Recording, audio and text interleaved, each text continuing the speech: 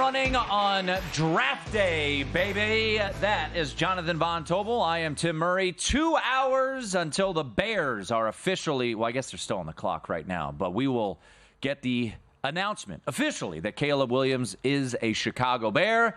And then from then, who knows what will happen? The rumors are flying around. Odds are moving all over the place. And you know what? It wouldn't be draft day without a Vontae Mack, no matter what reference draft day. So, JVT, how you feeling? Calm, cool, collected, ready to go, ready to watch 4 quarterbacks go in the first round, ready to watch J.J. McCarthy go past 5, ready to watch the Tennessee Titans draft an offensive lineman with their first pick. I'm ready, Tim. I'm ready to go. So let's start with J.J. McCarthy. Yesterday on the show, we had Paul Charchian, who is up in the Twin Cities, and we asked him a couple of different theories. The most likely scenario based off of the odds, and obviously, as we learned last year, the odds at this point don't necessarily mean everything, but the most likely scenario, Caleb Williams goes 1 to Chicago, Jaden Daniels goes 2 to LSU, Drake May goes 3 to New England. Now, there's a report that the New York Giants are very interested in Drake May, trying to get up to 3. New England is, I believe I saw, asking for number 6, their second this year, and a first next year in order for the Giants to move up 3 spots. So let's just say it's 1, 2, 3 in that particular order. J.J. McCarthy's over-under yesterday was 5.5 plus 170-ish to the over. JVT, would you like to update the people on the current juice on J.J. McCarthy's over-under 5.5? 5.5 under plus 115. We are now up to minus 150 on the over at DraftKings for J.J. McCarthy's draft position. It's moved quite a bit here in the last few hours. You know, I texted you guys, about 2 hours ago? I think it was just barely minus 115 on the over. Since then, it's just been nonstop action to over 5.5. And look, I think we've been pretty consistent on this when we talk about J.J. McCarthy here on the show, in that if you really analyzed the way a draft broke down and if you really looked at how people evaluated J.J. McCarthy, it seemed more likely than not that if the rumors were true that Minnesota wanted J.J. McCarthy, and frankly, that seems to have shaken, right? The truth there seems to have been shaken, in that maybe that's not the case. Maybe they don't really like him particularly. Well, you're going to be able to get him at 11 if things break the way we expect them to. You don't need to trade up inside of the top 5. In fact, some evaluators would say talent level, it is not worthy of trading those first-round picks to get up in there. For Minnesota specifically, a team that doesn't have a second-round pick, Tim, you trade these assets, 2 first-round picks, a first-round pick next year, to go and get a guy that you cannot miss on if that is going to be the case. And I just don't think that's going to transpire. So it's one of the bets that, right? Did you add this or no? I have a little bit. It wasn't an official play, but I tailed you on it. Yeah, yes. So, over 5.5 at about plus 165 was something we talked about 2-3 weeks ago? I got plus 125. I did not get nearly as good a number as you did. And I think it makes sense that he would fall out of the top 5. And by the way, that's not an insult. A top 5 pick's big. The first-round pick's awesome. It seems like he's going to be a first-round pick, but I think we're coming to reality, at least when it comes to J.J. McCarthy, that inside the top 5 might not be the most likely scenario. Yeah, so that is certainly something we're keeping an eye on now. The 2 clips that I put out on social media yesterday, by the way, you can always follow us. He's at MeJVT. I'm at 1Tim Murray. We're live all evening long on YouTube for free, youtube.com/VSiN Live. Hello to the DraftKings Network as we're on DK Network for the entire 5 hours as well this evening. But what I put out via Paul Charchian was the scenario you just laid out, which is if Drake May goes 3, reportedly the Vikings love Drake May. They want Drake May. But if he's not available, then I think they wait, and maybe they take J.J. McCarthy, maybe they take somebody else, and they don't see the value in J.J. McCarthy. And that's where I think it really opens some unique things up, whether it's what do the Chargers do at 5? Why I took a long shot flyer on J.C. Latham to be the number 5 pick, which apparently has now become a very popular decision.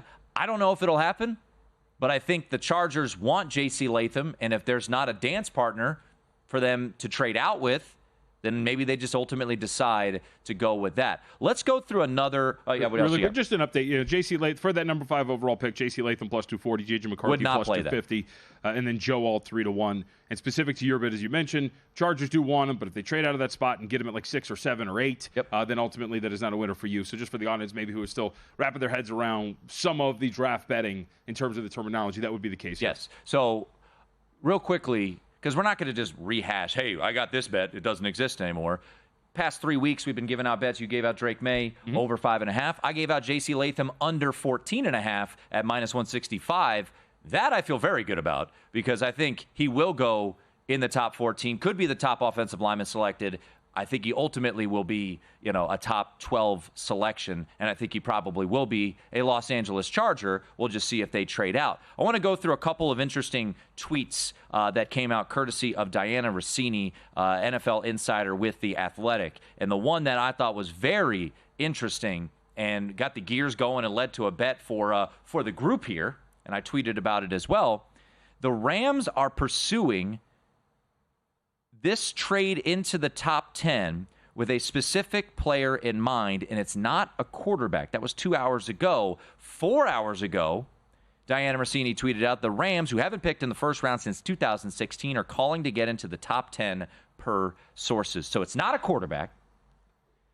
I can almost guarantee you it's not a defensive player, because why would you need to get into the top 10 in what is thought to be kind of a lackluster defensive class? Okay, so it's a pass catcher.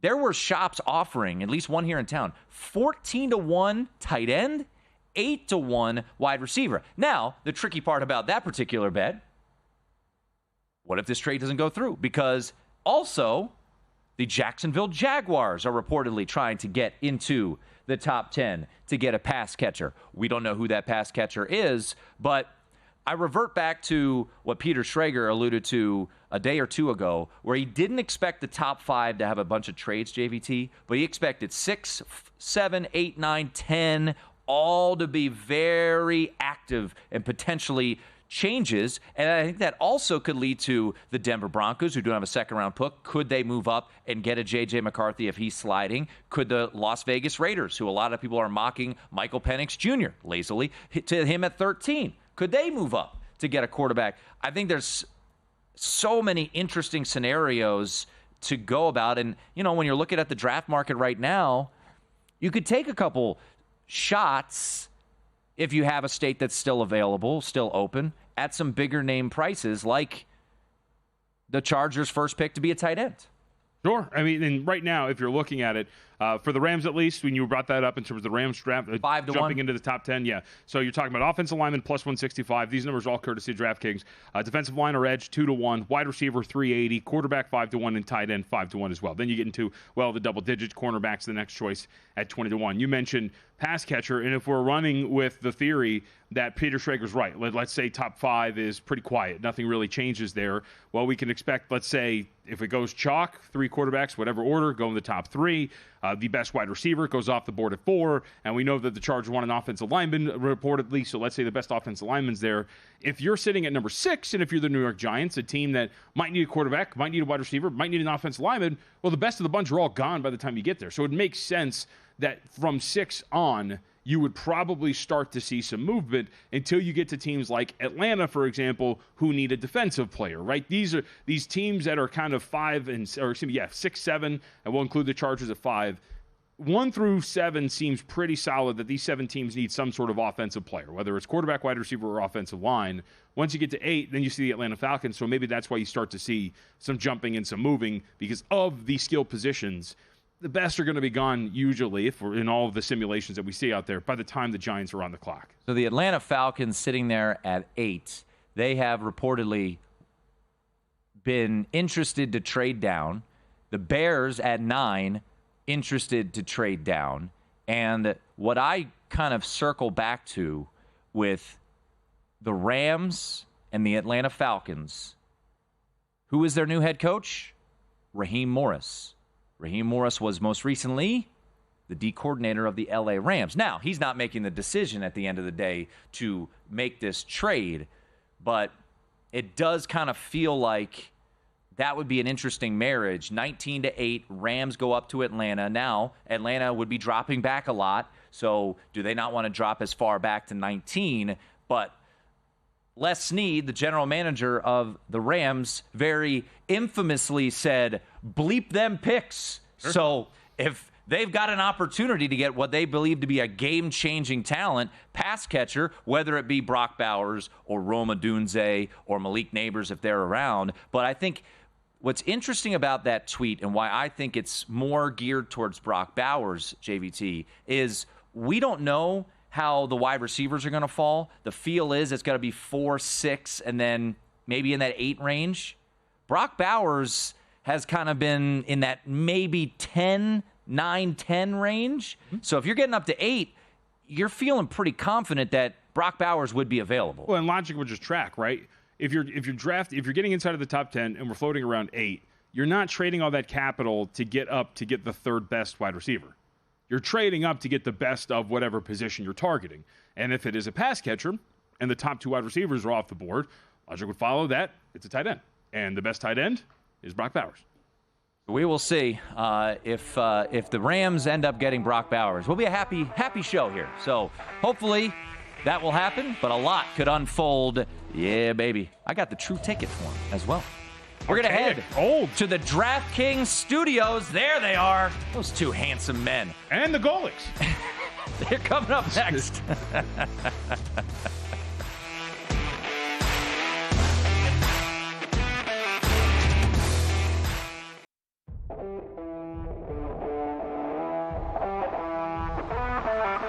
This is VSiN PrimeTime with Tim Murray and Jonathan Von Tobel on VSiN, the Sports Betting Network. It's draft day, less than 2 hours away from the first pick in Detroit, Michigan. The Chicago Bears will select Caleb Williams from USC, and then after that, who knows? Seems likely it's Jaden Daniels, but we won't know until Roger Goodell makes that official. That is Jonathan Von Tobel. I'm Tim Murray, and now we head to our DraftKings studios to bring in Gojo and Golic, Mike Golic and Mike Golic Jr. You can catch them here on the DraftKings Network, 8 to 10 a.m. Eastern Time every weekday morning. And if you just want the audio version, noon to 1 here on VSiN as well each and every weekday. Gentlemen, I'll start with this. And Senior, since you're the older, we'll start with you. New England at 3. Thank you. They seem to be leaning towards Drake May. Could you make a case for J.J. McCarthy if you're on the clock, New England, and you've got everybody except Jaden Daniels and Caleb Williams? What's your decision there if you're New England? Oh, if you're going quarterback, it's Drake May at that point. I'm a fan of Drake May. I'm a fan of a lot of these quarterbacks, but I do like Drake May a lot. Good size to him, good pocket passer, certainly can move some as well, strong arm. So that wouldn't even be a discussion for me. It would be Drake May. The way I framed it, guys, to people is if you had Drake May on this last year's Michigan team, we wouldn't have just been talking about a 15-0 champion. We probably would have talked about one of the best college football teams of all time. I firmly believe that. I think he's that kind of player. So I would think there would be, if he's at 3 right now, and I'm still curious to see if Washington's really going to pull the trigger and decide to take Jaden Daniels at number 2 overall. That's obviously where the odds have skewed, where all the insiders have skewed. But if you really get Drake May falling down to 3, I think that's a huge win for New England and the stage of team they're in right now. Golic Jr., I'm a healthy skeptic, as I've called myself, right? A bit overweight, but healthy in the fact that I don't believe anything in any way, shape, or form. And all we keep talking about, right, is like, hey, Washington's really quiet, but we know what they're going to do. That doesn't jive. May is, he's 21, he's young, he's doing all sorts of stuff in the line of scrimmage. Why can't it be him at number 2? Yeah, I would completely agree. And I think the biggest thing for Drake May and the difference between him and Jaden Daniels, Jaden Daniels obviously made a lot happen with his legs last year. I voted for him to win the Heisman Trophy because I saw the way he bent defenses to his will. But when I look at the difference, I think, between Jaden Daniels right now and then Drake May and Caleb Williams is when things break down around them. And for Drake and Caleb, it happened a lot more often than it did for Jaden Daniels at LSU. When things broke down, Drake May had that ability to ward off defenders while he was on the move and then still keep his eyes downfield and look to make plays happen. And we know for Washington or New England, you're not walking into as good a situation in front of you as maybe Caleb Williams will be in Chicago. And so you're going to have to make chicken salad out of chicken you-know-what after a while. And I do think Drake May is uniquely positioned to be able to do that at his size, at his stature, while keeping the pass game the first and foremost thought. A couple things you have to remember as well is the grade they have on each quarterback, and also remember their new old coordinators there, right? You have Cliff Kingsbury in Washington, you have Alex Van Pelt in New England. So what kind of offenses do they run, and what quarterback may fit better in that kind of system? We're talking to Mike Golic Sr., Mike Golic Jr. Catch them weekdays on DraftKings Network, Gojo and Golic at 8 to 10 a.m. Eastern Time, and then catch an hour of it here on VSiN from noon to 1. They're there at our DraftKings studios. Let's jump to Kevin O'Connell, because Minnesota is very fascinating. Kirk Cousins leaves via free agency to Atlanta, guys. I mean, people sing the praises of KOC. You know, everywhere you turn, you know, this quarterback goes there, they're definitely going to win Offensive Rookie of the Year. So if you're Kevin O'Connell in Minnesota right now, and let's say the theory that we've been discussing, that it is Caleb, Jaden, and then Drake May off the board, do they race up to get J.J. McCarthy? Do they wait back? Who would you like to see ultimately land in Minnesota from a quarterback standpoint? Well, I mean, listen, when we first started seeing mock drafts, and Mike and I both saw J.J. McCarthy in the first round, we were a little surprised, quite honestly. And now the talk is Minnesota jumping to 5 to get him. So the thought process is, if whoever your thought is you're going to be your franchise quarterback, if you feel you do anything to get him. So you run the risk. Do you hang back and say, let's try and get him in our spot instead of giving up assets to move up to number 5 to get him? Because you look at the list of teams after the teams that are going to go for the quarterbacks 1, 2, and 3, nobody really needs a quarterback. So you realistically could sit there and wait. But the fear is the object in the rearview mirror may be closer than it seems of someone trying to jump you to get the guy you want. So it's a little bit of you're playing a little chicken there. And do you take that chance? Normally for a quarterback, team's not going to take that chance. They're going to jump up. Yeah, there's a part of me that thought, hey, could this whole exercise this offseason of the rising J.J. McCarthy stock have been this elaborate ruse to get us to then be convinced that, oh, if they just waited at 11 and took him there, look at the value. They didn't actually have to give up anything to go get him, and what a coup it would be. But I do think with Las Vegas and with Denver lurking right in that same region, both teams needing quarterback but not having the same amount of ammo that Minnesota does in the first round, I ultimately think, to Dad's point, you can't afford to wait around at that point, especially because after that, the questions about a lot of these guys start to mount even more. I still think there's questions about J.J. McCarthy. It would be rich for my blood. But to your guys' point about the point Minnesota Vikings are at, Justin Jefferson needs someone to throw him the ball. Sam Darnold is not going to cut it there. And so I do think with that offense, you have a good chance of putting a guy in a position to succeed based on the weapons around him. And I don't think you can afford to wait back there given what's lurking with you. All right, so let's build on that point then. A couple of late market moves that we've seen here. J.J. McCarthy's draft position, it is flipped. He is now favored to go 6 and beyond. Bo Nix is now favored to go inside the first round. Of those two, which would you buy more? J.J. McCarthy 6 and on, or Bo Nix inside the first round?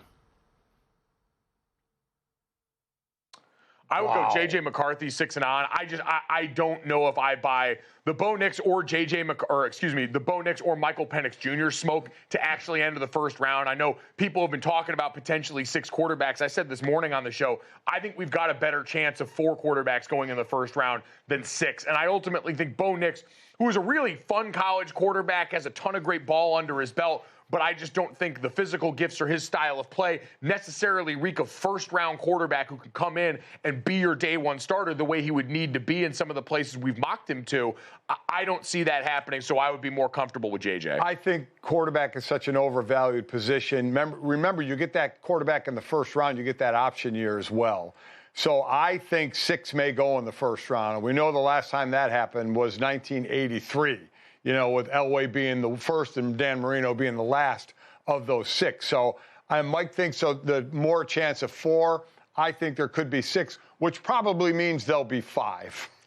Works for me, as long as Bo Nix doesn't go in the first round. But he is now a favorite to go. Yeah, I'll take 3 quarterbacks in the first round. I mean, whatever works. All right, you guys are Notre Dame alums. I don't know if people have known that. You played your collegiate football there, so you know a thing or two about Joe Alt, who is favored to be the first offensive lineman selected. But, guys, I want to get kind of nerdy here because number 5, if the Chargers don't trade out, becomes fascinating because there's a belief that J.C. Latham, the right tackle out of Alabama, fits the Jim Harbaugh, Greg Roman style, and we've seen the shift in odds quite considerably from 28-1 down to plus 240 for Latham to be the number 5 overall pick. So let's say the Chargers, for this exercise, guys, stay pat at 5 and don't trade out. For Jim Harbaugh and Greg Roman, who makes the most sense at number 5 for the Chargers?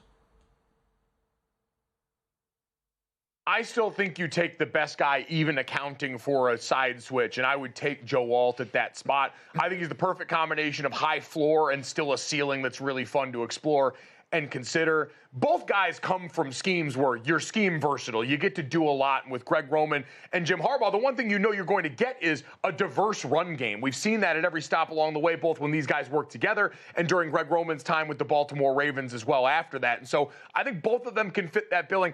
I understand and I appreciate the fact that in 2024, the year of our Lord, we're thinking about offensive line in a more nuanced way that accounts for the difficulty of making the switch from the left side to the right side. But I think with Joe, you've got such unique length, such unique athletic ability. For J.C. Latham, the lower body's a great sell, the power there that you see him distribute in a downhill smash mouth run scheme. But, Dad, I still think Joe's got all the tools to be a guy as young as he is, who's also had some game reps where he's gone over to the right side, that he can absolutely make that happen. Joe's the better overall lineman, but I understand your point. With a Harbaugh and Greg Roman of the kind of running game they want, Latham fits that better. But still, it's more than just a running game, right? They got away with that at Michigan. You saw J.J. McCarthy was like 300 or so less passes than some of the other quarterbacks because they could run the ball. You're going to have to pass in the NFL. Joe Alt can be that pass blocker as well as a good run blocker, whether it's left side or right side. So Joe Alt, still the best lineman in this draft. We'll check back in with you guys at 7:30 Eastern. I want you to think about this question real hard before we hit a break, and we'll talk about it next hour. Pops was 10th round pick in 1985. If there were 12 rounds, would Junior have been drafted in 2013? Hold on to your thoughts, and we'll catch that in hour 2. It is VSiN Primetime, our draft day coverage. Breaking it down, all the movements, the rumors, the latest. We'll get it for you. We're an hour and a half away from pick number 1.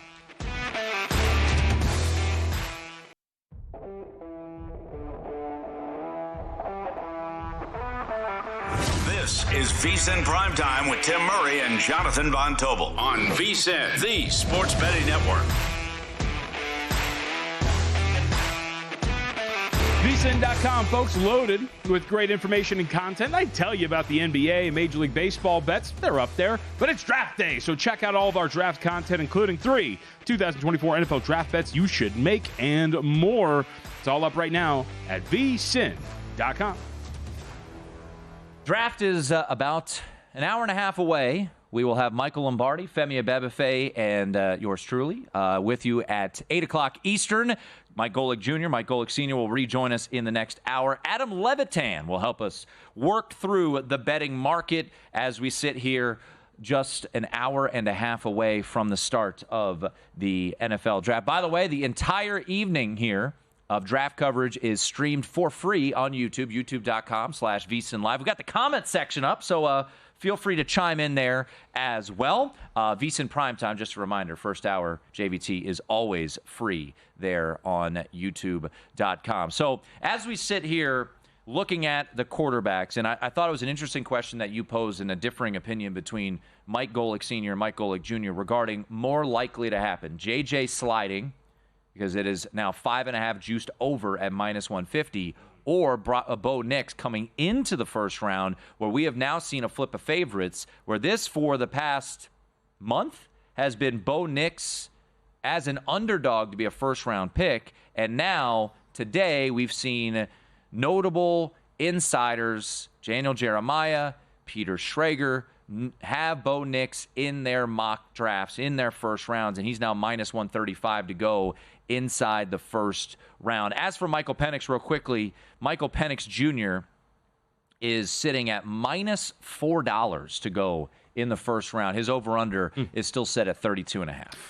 I'll believe it when I see it. We do this all the time. I mean, look, the leading up to the draft last year, Will Levis was a first-round pick. In fact, he was a top 5 selection. Justin Herbert had moved ahead of Tua Tagovailoa by some accounts on the Miami Dolphins draft board. Hendon Hooker was a first-round pick coveted by not only the Detroit Lions, but the Raiders. They were the Las Vegas Raiders at the time, right? Yep. Yeah, they were. The Las Vegas Raiders. We can go down the list like all the time, check off the boxes. Malik Willis was a lock to go first round. A lock. He was mocked as a top 5 selection at some point. He was a massive favorite. I remember I had a Kenny Pickett to be the first quarterback selected ticket, and I just wrote it off. I'm like, man, this is over. Yep. And then he was the only one in that first round. Yeah, we do this all the time. We have a lot of evidence on our side that generally we overvalue where these guys go. The Golic kind of referenced it. We have had, for our audience who hasn't really been in his tune with this is in the last few years, NFL draft betting became a thing in 2017. This is going to be the 8th year that we've had it. In the previous 7 years, we have had this prop up. 6 times it has gone under the number. In the year that it went over, if you played it right, it actually closed at 5 and you pushed because Lamar Jackson, that was the year that they traded back in to get it. This is something that I love to bet every single year, and generally I like to play on the fact that we believe that, hey man, these guys, you're quarterback hungry, 5th-year option. There's actually not that much evidence that suggests teams would trade back into the first round to get that 5th-year option. As you mentioned, Baltimore did it. We have very few other points of evidence that is the case. So I want to read a tweet that you sent to we have a group chat, myself, JVT, and producer Britton, and this was an interesting tweet that you sent us. You said it was from Klevta, the Twitter account, and it said, Eric Eager made a great point about this myth that you hear every year and will today of a team trading into the late first round for a QB for their 5th-year option. It doesn't happen anymore. A trade up for a quarterback at the end of round 1 hasn't happened since 2018. Lamar Jackson. No quarterback has been drafted after 20 since 2015, except for Jordan Love when he was the 26th overall pick in 2020. Green Bay just sat there to do it. If Penix or Nix don't go by 20, they likely won't in round 1. Just 1 point, but an interesting observation to reiterate. No team has traded back in to get a quarterback since Lamar Jackson in 2018. And since 2015, Jordan Love is the only quarterback selected in the 20s or later in the first round. I mean, think of all the names that we could talk about that were options for that. I was reading you a mock draft. 20 or later, because Kenny Pickett was 20. Yeah. I was reading you a mock draft yesterday that had the Seahawks trading back into the first round the year that Sam Howell was draft eligible to take him.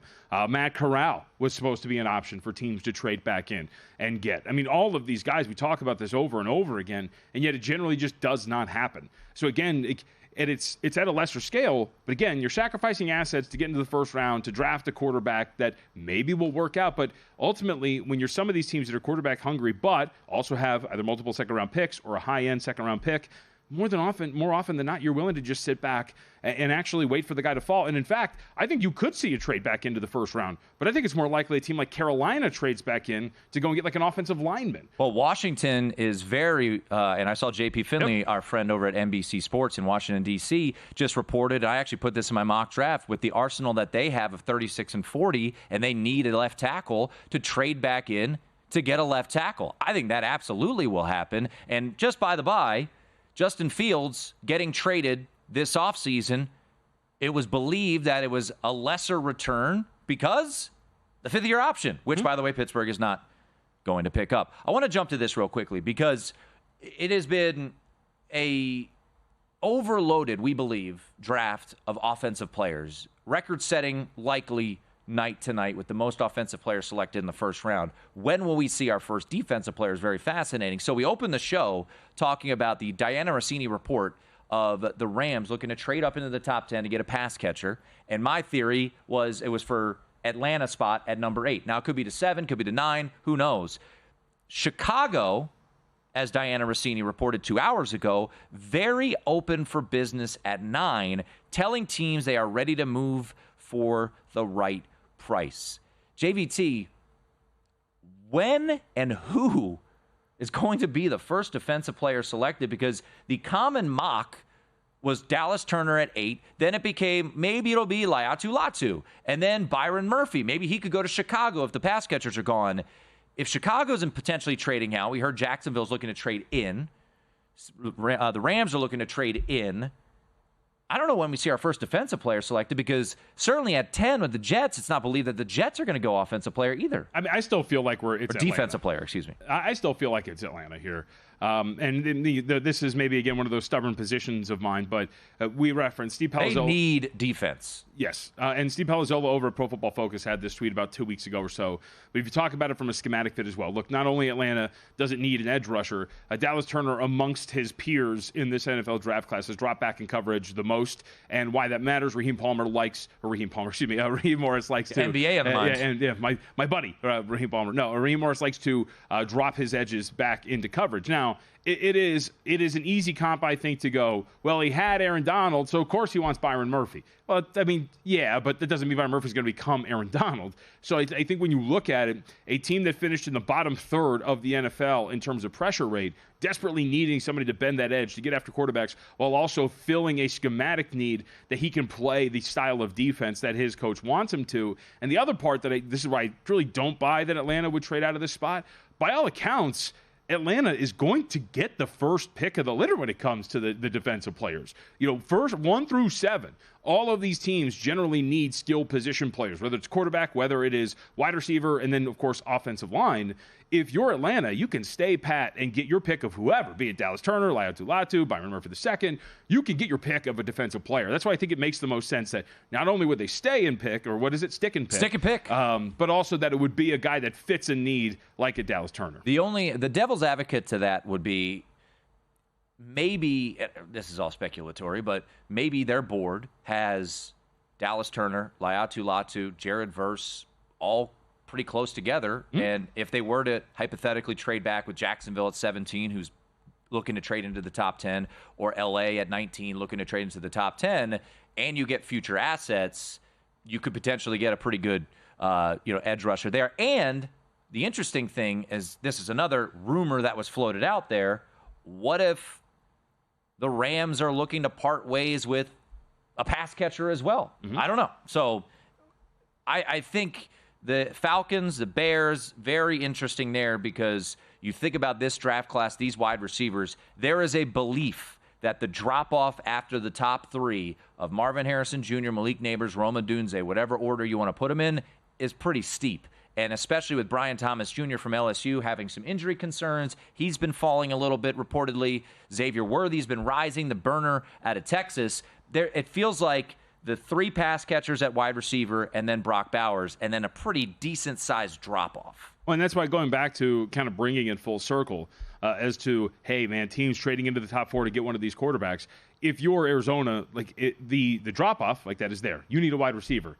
You arguably are going to have your first pick of all the wide receivers. That's why why would you leave? I don't think Arizona's trading unless they get some sort of, offer they cannot refuse. I don't think they're trading. By the way, this tweet also from Diana Rossini. As we get closer to the start of the draft, multiple teams are looking to get into the top half of the first round, knowing there is a drop-off in talent after the first 12 to 15 players on their team's board. That's JVT. I'm Tim Murray. It's our draft special here on DraftKings Network. Adam Levitan to take a look at the market movement next.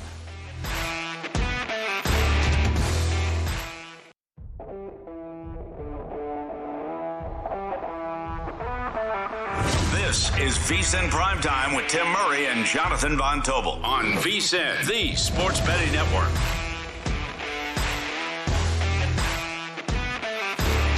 Don't miss out on any of the NBA playoff action at DraftKings Sportsbook, an official sports betting partner of the NBA. From the play-in tournament through the finals, DraftKings Sportsbook has you covered with same-game parlays, live betting odds, boosts, and so much more. Download the DraftKings Sportsbook app. Use code VSiN. New customers bet $5, get $200 in bonus bets instantly. That's code VSIN only on DraftKings. The crown is yours. That's Jonathan Von Tobel. I'm Tim Murray. It is our VSiN draft coverage. We are live on the DraftKings Network right now. Also streaming for free on YouTube all night long. YouTube.com/VSiN Live. Top of the hour. Owner and CEO of Circa and Circa Sports, Derek Stevens, who, by the way, as a bookmaker, loves the draft. No, he doesn't. We will chat with him. We'll catch up with the Golics again in hour number 2. Femi Abebefe will also stop by. Femi and Michael Lombardi will be with us, with you, I should say, at 8 o'clock Eastern when the draft starts. But a gentleman who has been betting the draft for quite some time and is one of us, loves to bet this market, is Adam Levitan, who joins us right now. He is from Establish the Run. You can follow him on Twitter at Adam Levitan. The quarterbacks are the sexy position, right? So let's go to number 2. Right now, Jaden Daniels, I'm using DraftKings odds, always look around. Jaden Daniels is minus 1,000 to be the number 2 pick, Adam. Drake May's plus 550. J.J. McCarthy is 14-1. Are you still looking to attack that market since we have not received out of Ashburn concrete evidence that it will be Daniels? I have given up on trying to take long shots in this market. I've been doing it for the entire process, which included getting a ton of May too, a ton of McCarthy too. And so at this point, I'm just kind of capitulating to the market. I do think that if someone actually knew, it would be minus 3,000, minus 5,000. So I still have some hope at minus 1,000, but man, it's a tough sell right now to think someone other than Daniels is going to. All right, so as we look at this, I mean, because obviously if whatever happens at 2 changes everything, but when it comes to 3, what's your confidence level that it is indeed going to be Drake May? Because I still have a thought that the Patriots are an option, obviously, to move down. That could change everything. The Chargers could move up. What do you make of what could happen at 3, or is it dependent on whether or not Jaden Daniels goes at number 2? Yeah, so I think that the Giants and Vikings will both be trying to call the Patriots to move up to number 3 overall. Patriots, if I am them, I would stand pat and take Drake May. I think that's what they'll do, but maybe McCarthy's in the mix as well. And so the way I've been kind of thinking about this from a betting perspective is trying to get onto some long shots via the top 3 exact, top 5 exact. I believe DraftKings had the top 4 exact up, and trying to get that. In other words, instead of just odds to go 3, odds to go 2, trying to get the first 3 or 4 right, and you put up a little bit less to win a little bit more, I think is an okay way to attack it this late in the process. Adam Levitan joining us here on VSiN PrimeTime as we get you ready for the NFL Draft, a little over an hour away. I've talked about this particular quarterback a lot here on the show. I've got a position that seems to be not in the right market right now. Curious your belief on what happens with Bo Nix. He's been linked to the Broncos quite a lot, and today we've seen continued movement towards his under, him going in the first round. Are you at this point believing this steam, Adam, that Bo Nix will hear his name called? Current odds at DraftKings have him plus 160 to go over 32.5, which is the spot that unfortunately I sit in with a minus price.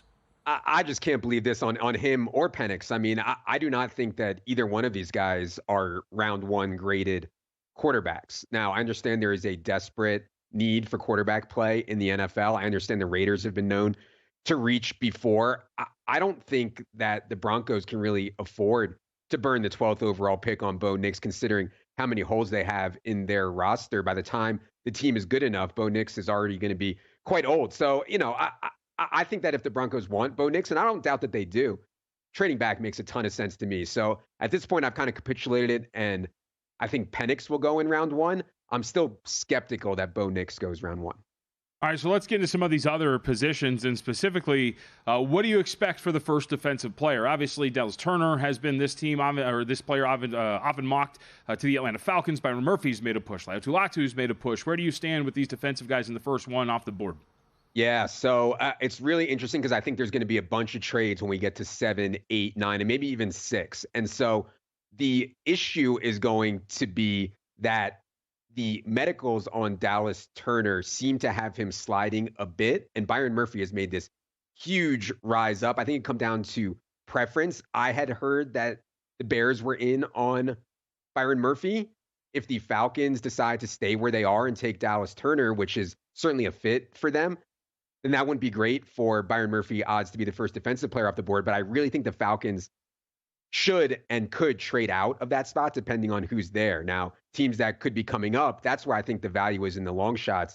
Jacksonville, Indy, other teams getting into those 7, 8, 9 spots with different team needs than what the Titans, Falcons, Bears have. To me, that's the best spots to look right now for long shots, and that's what I've been trying to do today, mostly taking Joe Alt to go 8, 9, 10, taking Bowers to go 8 and 9, and Neighbors to go 7, 8, 9, and stuff like that. That was crazy long odds. And if there's trades, hopefully I'll be able to capitalize on that. Yeah, no, Adam, I'm with you. We were talking about it today. We still had one shop open. I don't know why, because the states and the rules in Nevada said they had to come down, but we got 14-1 on the Rams to take a tight end with their first selection. When you saw that report from Diana Rossini saying they're going into the top 10, or want to, not definitely, want to go in the top 10. So I wanted to jump to that, to kind of that unique market of player to get selected by whom, because I think, when you think about Jacksonville, that report, they were looking to get a pass catcher. Just looking at Brock Bowers right now, it's 2-1 for the Jets, but it feels like, the odds have shortened a lot, so maybe you're too late to the game. But, Rams, Colts, is it a team like Jacksonville? I feel like, is that the angle right now? If people haven't gotten involved, shame on you first and foremost. But if you haven't gotten involved, is that kind of the way you go, taking some of these longer shots on where Brock Bowers will get drafted by, or where, Rome Odunze will get drafted by? Yeah, first of all, I do not think the Jets are taking Brock Bowers. I know that's like the most commonly mocked. From what I have heard, the Jets want Rome Odunze, and if he's not there, they're a major candidate to trade back. So, I think the Jets are maybe lower on Bowers, or don't view it as a need like some other teams do. Todd McShay had just reported that Jacksonville was thinking about moving up for Brock Bowers. At the time, Jacksonville to take a tight end with their first pick was 100-1. I mean, you can get these crazy numbers. Now it's down to 15-1. So, I do think that's right, but I've been trying to think of ways, with the consensus being on Brock Bowers going 10th, for me to make EV bets with Bowers not going 10th. It's been a bit difficult because I actually don't think that Odunze is going to get to the 10 spot, and they might trade back. So it's messy, but again, I do not think Bowers is going 10th to the Jets, and Jacksonville, Indy, certainly, maybe the Rams certainly seem like they'd be in on Bowers. Right, so it's interesting because, especially with the Indianapolis and Jacksonville, right, there were two teams that, 2 weeks ago, we thought corner, right? Like that was going to be the position. So let's go there. Quinyon Mitchell still minus 155 to be the first cornerback selected. Terrion Arnold plus 130. Is there a play to make in this market at this point right now? I had taken Terrion Arnold plus 170 to be the first corner a couple weeks ago. They're not getting great CLV there, which I don't feel great about. But yeah, I would consider it kind of a flip between those guys, and how bad can plus 130 be? At this point, I think it comes down to team preference. I don't think that there is a consensus on who's the better corner between Arnold and Mitchell right now. Yeah, I agree. And I was got the same price, Adam, so I'm rolling with you on that one. I just felt like it was a coin toss. So getting plus 170 intrigued me. Adam Levitan joining us here. I want to take a look at A.D. Mitchell, Adonai Mitchell, because I played his over. I think the juice I got was minus 130. It's minus $2 to the over, which is rich, but I really don't think he's a first-round pick at 27.5. Is minus $2, in your opinion, too rich for your blood to play an over? Because everything you read regarding A.D. Mitchell is he's falling.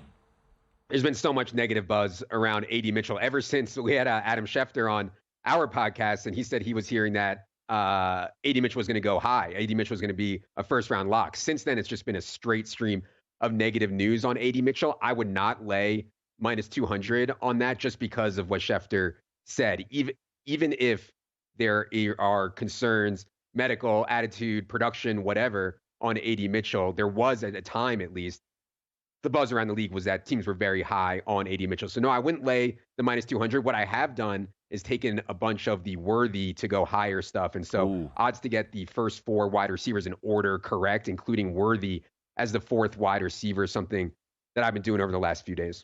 Adam, great stuff, man. We know draft is right around the corner, so we appreciate you hopping on. All right, good luck tonight. Adam Levitan from Establish the Run. Yeah, that is I left out Penix and Nix in my mock draft. I felt just taking a stance. I left out Xavier Worthy. He's now minus 1,000 to go in the first round. Seems likely that Xavier Worthy will hear his name called later tonight. That's 1 hour in the books. Much more to come. 1 hour away from the NFL draft getting going in Detroit, Michigan. Derek Stevens. He will join us in studio next.